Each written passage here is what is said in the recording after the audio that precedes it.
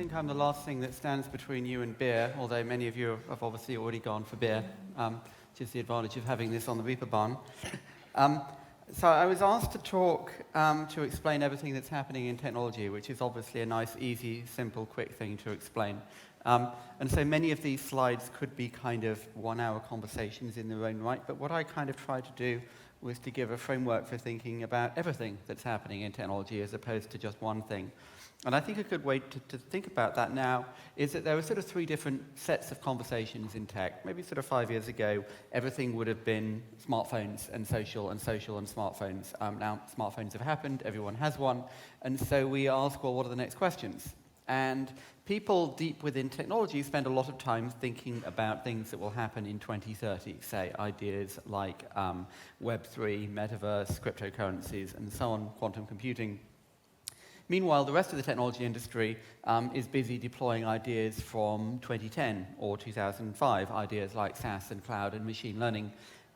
And then the rest of the economy is overturned by ideas from 1995, like maybe people will buy things on the internet, which took 10, 15, 20 years actually to happen in their industry. And so if we talk about each of those in turn, yeah, this screen is fucked, so I'll go and stand over here so I can see it. I think we can say fucked in Germany, can't we? There we are. So first of all, things that might happen in the future. There's really kind of two sets of conversations here. On the one side, ideas for universal platforms that will be the next things that we build computing on, the next devices that billions of people use, the next things that we use to build billion-scale computing services, which means on the one hand Web3 and on the other hand metaverse. And then meanwhile, there's a whole bunch of other deeper, narrower technologies, things like quantum computing or computational biology, gene editing, CRISPR, ASICs, neural interfaces, and so on, which are all kind of interesting, but all kind of narrower. They're not kind of universal platforms that we could use to build all kinds of different systems. And so if I talk about each of those two platforms in turn, first of all, Web3. The challenge in talking about Web3 or crypto in general is just trying to explain what it is or even what we should call it. And so I kind of like this quote from Voltaire, who said that the Holy Roman Empire was not holy, was not Roman, and was not an empire. And I think this applies equally well if one talks about cryptocurrency, in that it's not cryptography, it's not really a currency, or at least a currency is in some ways the least interesting part of it. If you talk about Bitcoin, then you're ignoring all the other stuff. If you say blockchain, or even worse, distributed ledger, then that implies this is just a database, which is not a good way of understanding it. And so I think if we it's useful to kind of step back from that and say, what are the different things that people have been trying to build? And so you could say that crypto, for want of a better term, has had three different waves. The first wave was Bitcoin itself, which is essentially digital money. It's a store of value, maybe a payment system, a way of keeping your money on a USB stick instead of putting it in a bank if you live in Argentina or Lebanon or somewhere where keeping your money in a bank doesn't actually seem like a good idea. If you'd lived here in the early 20s, that would have seemed like a good idea. And that's kind of that was kind of the first wave of enthusiasm. The second wave is when people say, well, hang on, if we could put some simple scripting onto this, then we could build programs. So we could build a lending system, you could build an escrow system, or a mortgage, or a payment system that would all be kind of functioning automatically. So you could build a credit card system in software, so it would function automatically. And that's really what happened, what got you to this phrase DeFi, which means distributed finance. And that's what blew up in the last 6 months as a bunch of people invented everything that was done in 1929 and everything that was done in 2008 and everything that LTCM did, and then discovered that there's a reason why you have a Federal Reserve or a central bank or a Bundesbank. And they blew themselves up and blew up a lot of people's savings in the process. And that was sort of the second wave, and there's a bunch of interesting technologies within that will probably emerge out of the wreckage in the next few years. Meanwhile, the third wave, though, is that people say, well, if you can put software on this, then you could put real software on it. Not just a lending system, but you could build Instagram or YouTube or Dropbox on this. You could build an actual billion-scale software product. You could build Salesforce on a blockchain. And what would that look like? What would happen if you could do that? And so that gets you to this sort of a way of describing a blockchain computer, a crypto computer, which is to say that this is a distributed computing system. It's not just a database. It's certainly not just money. It's a distributed virtual machine. And it has records and rules and governance and payments and game theory all kind of built into it. And that's all in the code and all open and public and doesn't need trust, which is kind of an interesting description, because the way that I describe this is that if you stand next to a motorway, next to a freeway, then you trust that the drivers won't hit you. But if you stand next to a railway, then you don't need to trust that the train won't hit you. You know the train won't hit you because you can see the rails. And a blockchain computer is a public computing system where the code is public. Everyone can see the code. And so you can see what happens, you can see the rails, you can see where the train's going to go, you can see how it works, and you can see what's happening, you can see all the transactions and all the internal logic. So you have this vision, therefore, that you would build another version of the internet. So if Web 2 was all about users creating the content, but that's sitting inside networks and the networks being controlled by companies, Web 3 is an idea that those networks would then be controlled by the users, and they would all be public and open and transparent. This is a very religious vision for how technology might work. You go from closed and centralized with companies making money to open and public and decentralized, and you solve all of the old problems, except you probably just recreate them in exciting new ways. And this has a lot in common with the early internet, a lot in common with the way people talked about open source sort of 15, 20 years ago. One other component that's worth talking about in this, though, is that you also have a lot of speculation. And kind of a key part of the game theory in the original Bitcoin paper was, how do you get people to use a network when nobody else is there? Why would you use Instagram if nobody else is on Instagram? And the answer is you reward the early users with an economic stake in the success of the system. It's as though Instagram could give stock to its early users. Now, this is a very good way of getting everybody to use the system, except it's also, because you reward them if it works. The problem is now you don't know if your users are actually users or hedge funds or day traders. They might just be speculating because they think it's going to go up rather than because they actually like it. And so that gets you this kind of enormous volatility in the prices of Bitcoin and Ethereum, where people are basically trading them rather than actually buying them because they believe in a Bitcoin future. And you see all of that as well in NFTs, where you had exactly the same kind of phenomena of, on the one hand, there's this very interesting technology, but on the other hand, you have people trading them as a speculative instrument without having any actual interest in the underlying asset at all. And I think if one kind of zooms out from that and thinks, well, if this is really about software, what is the software use case? What are the software users? And you have some sort of early numbers of hundreds of thousands or maybe millions of people using some of the early applications where you might be able to do something interesting with a blockchain computer, with a cryptocurrency. But really, this is sort of like looking at the internet in about 1990. And that's not, incidentally, to say it's going to work the way the internet did. It's just kind of an observation about the experience. If you tried to use the internet in the early 1990s, it was broken and very difficult and complicated, and nothing worked. And if you bought a Windows PC, or any PC, it didn't come with TCP/IP. It didn't have a modem. A modem was $200 or $300. Then you'd need to get a copy of TCP/IP. Web browsers didn't exist, or you'd need to find out how to get one. And so you needed a lot of technical knowledge in order to be able to do anything. And then when you'd done it, there wasn't anything you could do except tell people you were using the internet. So if you remember actually using the internet in sort of 1992 or 93, what you do is you would have one person on Earth you knew who had an email address. And you would send them an email, and then you'd phone them up and say, hey, did you get my email? And they would say, hang on. And they'd hang up, and they'd ring you back an hour later and say, yeah, I got your email. This is fucking cool, isn't it? And, of course, there's always there's probably one person in the room who says, he's wrong, I was using FTP to exchange academic papers in 1987. And yes, that's great for you, but for most people, that was what the internet actually was. And that's very much what kind of blockchain, Bitcoin, crypto, Web3 looks like today. There's this enormous amount of potential, an enormous amount of creative energy, this very interesting technology, but it's fragmented and complicated and nothing works and you can't do anything with it. And so sort of come back in 5 years' time, once all these people have built all the plumbing and the engineering, and see if whether we can actually build something interesting. And I think if one thinks about what that might look like in the future, it's very interesting, again, to go back to open source, which I mentioned a couple of times. In the late 1990s, open source people thought they were going to destroy Microsoft and nobody would ever pay for software again. And here we are 25 years later, Microsoft is still there and people still buy software, and yet open source has completely transformed how the technology industry works. And I think, and if one looks at a new iPhone, an iPhone is full of open source software, and yet it's not open. and yet it has millions of apps and billions of downloads. So what does it mean to say that an iPhone isn't open? And I think those are the sorts of questions that are interesting in thinking about what decentralized or Bitcoin or crypto or Web3 or DeFi might actually look like. What happens when the religion kind of meets the reality of deploying products to billions of people, meets things like kind of the sort of basic forces of physics that produce centralizing forces and gatekeeping forces? How will all of that evolve? Now, the second platform, the second idea for a universal platform is metaverse, which is in some ways a much easier thing to describe. This is kind of a narrow definition of metaverse, is to say VR and AR become the next universal device after smartphones. These devices become much better, much cheaper, much more effective. Everyone uses them all the time in the same way that we use smartphones all the time as our main computing device.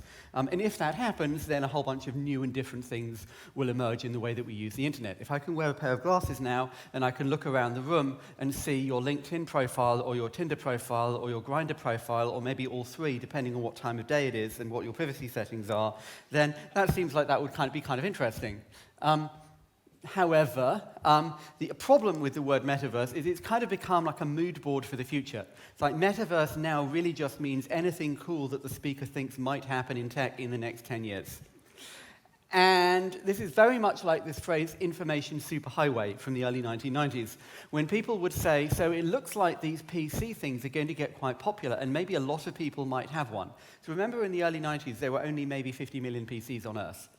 And so you get a whiteboard and you write down a whole bunch of ideas for stuff that might happen if lots of people had a PC, like ideas like multimedia and interactivity and graphical user interfaces, all these kind of great, cool, sexy, exciting visions for the future. And who will build this? Well, Disney and Bertelsmann and AT&T and Deutsche Telekom. Except it wasn't called Deutsche Telekom there, it was called Deutsche Bundespost because it hadn't been privatized yet. So the Deutsche Bundespost would be inventing cool new applications for teenagers to use on their interactive TV. That was the information superhighway. And the funny thing is, all of those things happened, but not like that, and not from those companies. And the same thing now as we say metaverse. Imagine everyone has VR and AR. Make a list of things that might happen. Which companies will do it? Facebook, Google, Apple. Well, some of that stuff might happen. Probably not like that. Probably not from those companies. Meanwhile, if we get very kind of prosaic and look at the world today, where is VR exactly? Well, it looks like Facebook have sold probably 10 to 15 million units, so maybe 5 million people are using VR today. The interest in Google Trends goes up every Christmas, which is kind of maybe a good thing, maybe a bad thing. It's good that it's going up, but it's maybe not so good that it only goes up at Christmas. It's kind of a Christmas present rather than a mass market product.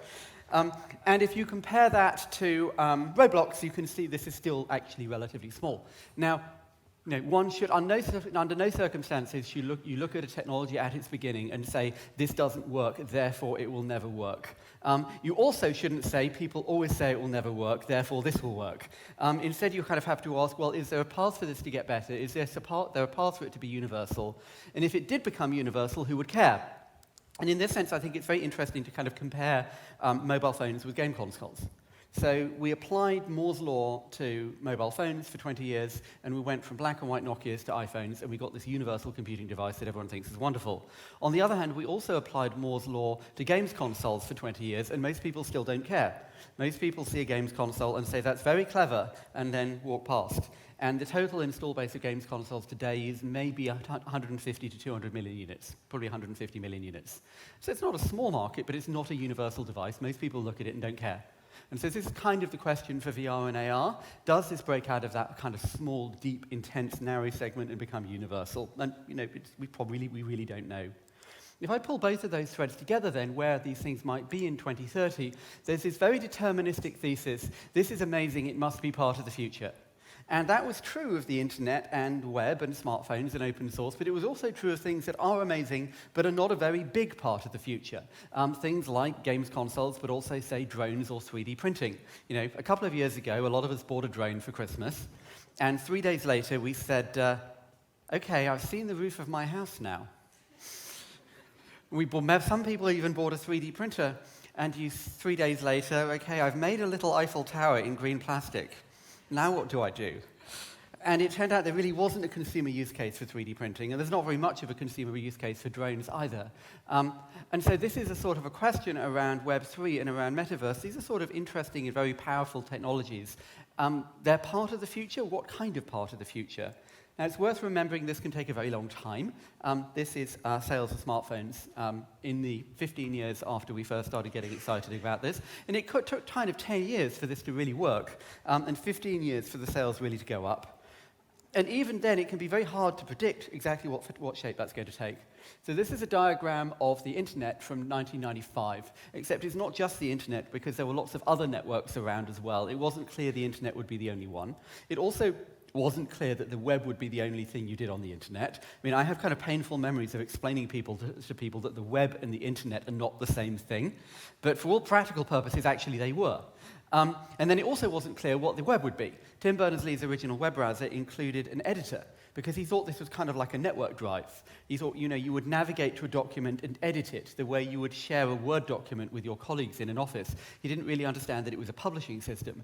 And so I think that's a sort of a good memento mori as we look at things like Web3 or metaverse and ask ourselves, well, what shape will this have in 5, 10, 15 years?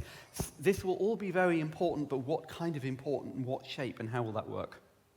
Meanwhile, back in the present day, most of the technology industry gets on with deploying ideas from sort of 2005 or 2010.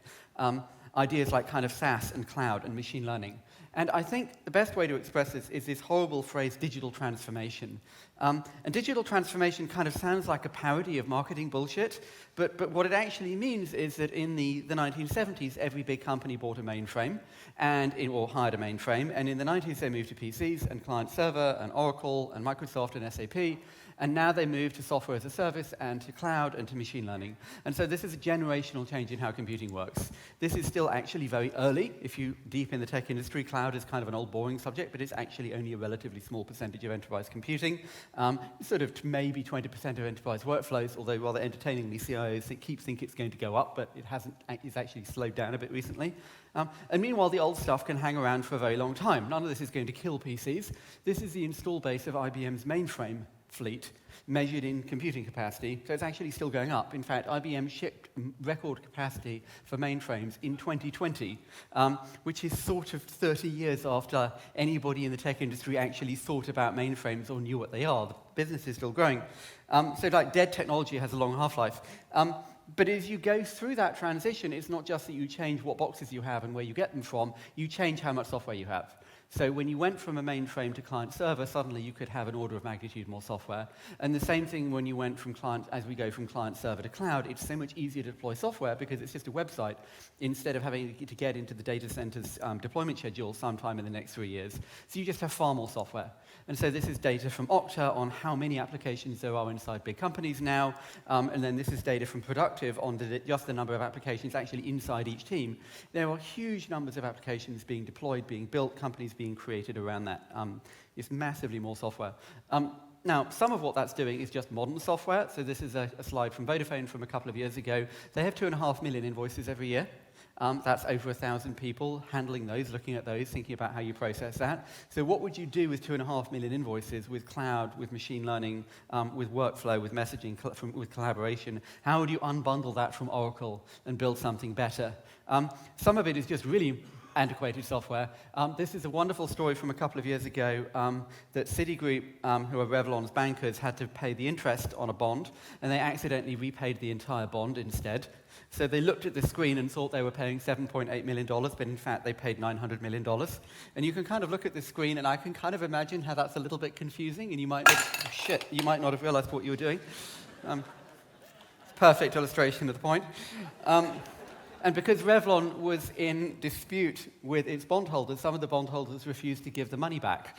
So Citigroup was suddenly out $900 million that they hadn't expected to pay. And of course, the pandemic and the acceleration of e-commerce has driven, again, a bunch of companies discovering there was stuff that they wanted to do with their systems that they weren't able to do. But I think the kind of much more interesting kind of structural shift that's happening, and this is an example, this is a company called Frame.io, but you could make exactly the same point with Figma, which Adobe bought last week for $20 billion, is that you're unbundling general-purpose tools and creating special-purpose tools. So what Frame.io does is you've produced a piece of video in your company. There's one person in the edit suite, but there's 20 people who need to see it, touch it, comment on it, go through iterations, go through version tracking. And so that is a bunch of private Vimeo links or Dropbox links, and then it's an email thread, and it's probably a spreadsheet with a bunch of rows and a bunch of time codes and a bunch of comments. And Frame.io pulls all of that into one piece of software, so you can scribble on one frame and say, we need to fix this. And you have all the versioning and all of the controls around that. And so you're unbundling Excel, or you're unbundling Salesforce, or you unbundle what Figma does is unbundle one use case out of Photoshop, but it also combines that one use case from Photoshop with a bunch of other stuff that was happening in Excel or email or Dropbox or Google Sheets, and turn that into one tool that captures the whole workflow. And there are thousands and thousands of companies that are doing that now, taking advantage of these new the sort of the platform shift to SaaS and to cloud and to mobile, all of these building blocks around kind of workflows and marketplaces and machine learning, and then just creating lots and lots of companies out of that. Meanwhile, the rest of the economy is overturned by ideas from sort of 1995 or 2000. And I think the best way to express that is that everything that the internet did to music or newspapers is now happening to everyone else. This is an illustration of what that means. This is the decline from peak of US newspaper revenue, and then book revenue, and then physical bookstore revenue, and then pay TV. And the point of this comparison is these are different industries, but the process is the same. And people in each industry were not really looking at the other industry and worrying about it. I mean, nobody in US consumer banking is seriously looking at what happened to the record industry and saying that's going to happen to us. But a lot of those kind of dynamics are common and flow across every industry. And I think you probably could have made this slide in 1995. What is it that the internet does? Well, barriers to entry, moats, differentiation, gatekeeping that are based on physical assets go away or matter less or matter in different ways. And so you have new entrants and new models and new ways of combining different functions, new ways of solving problems, new kinds of bundles, and new winners and new gatekeepers. This is what's been happening in the US TV market.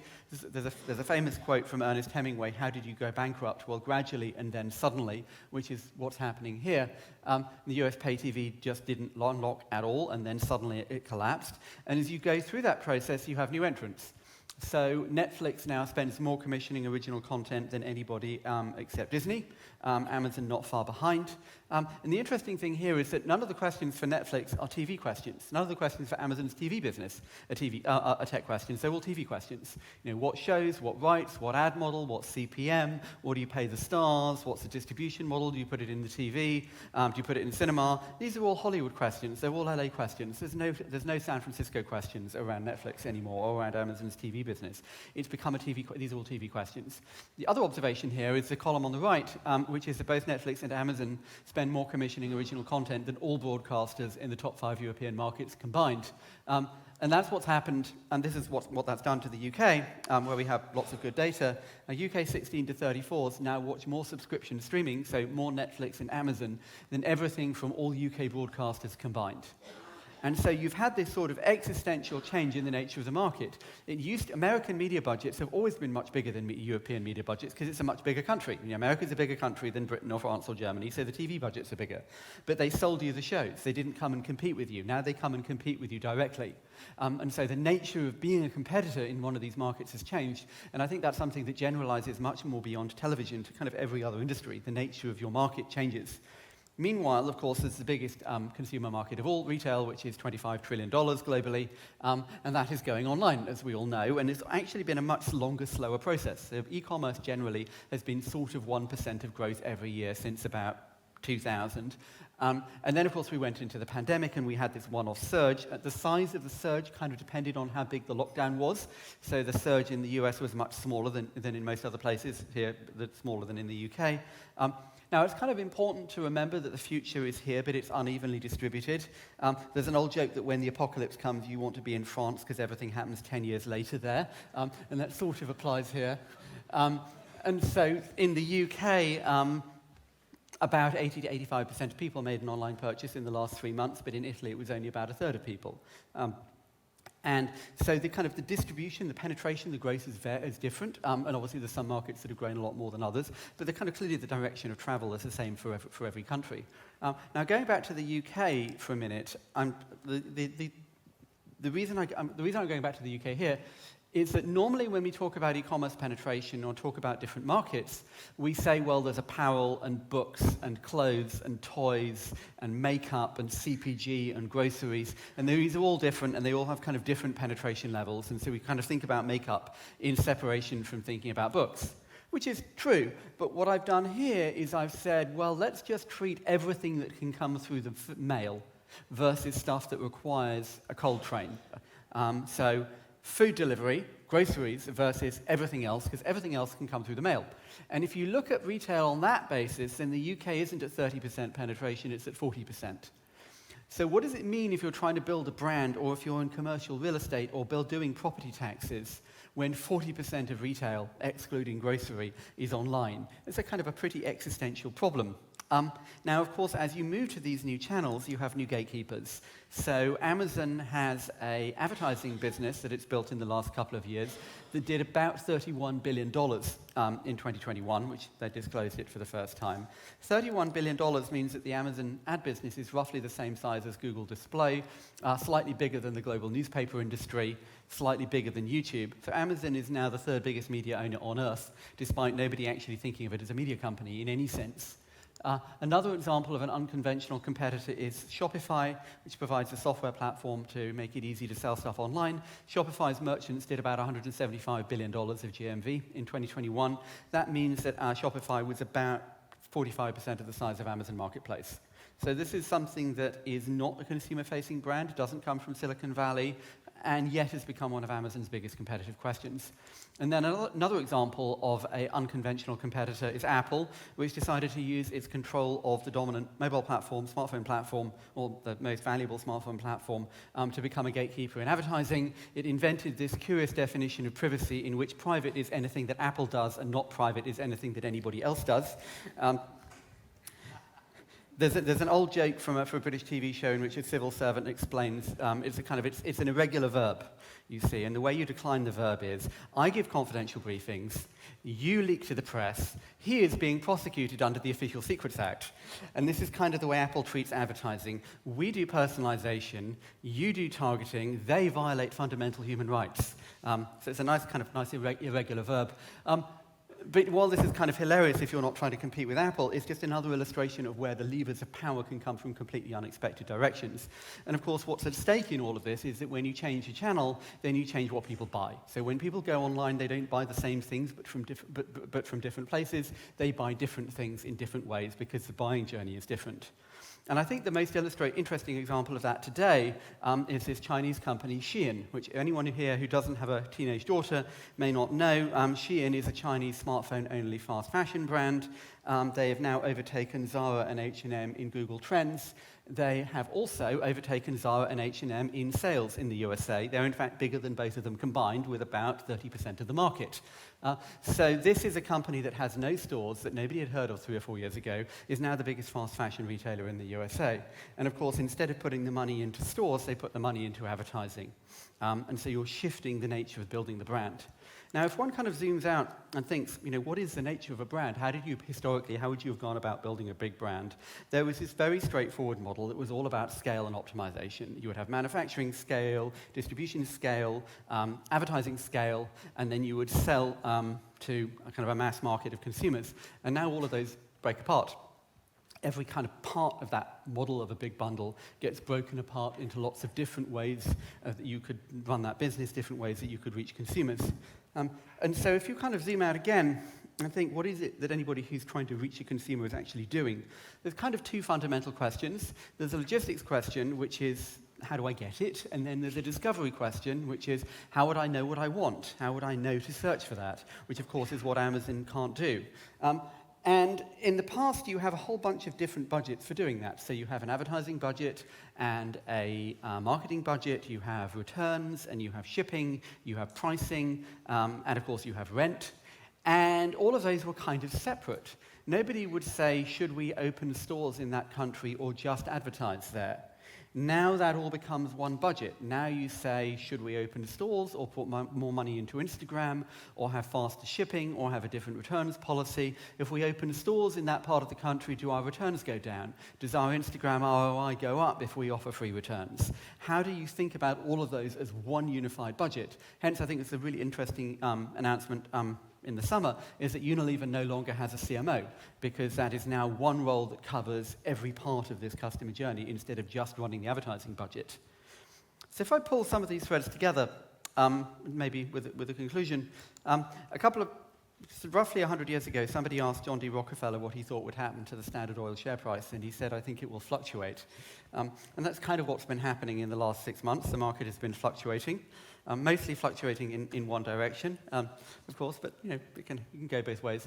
And I think this is kind of a nice illustration of what a couple of years ago people were calling the COVID rotation. It turns out rotations actually rotate, and they go both ways.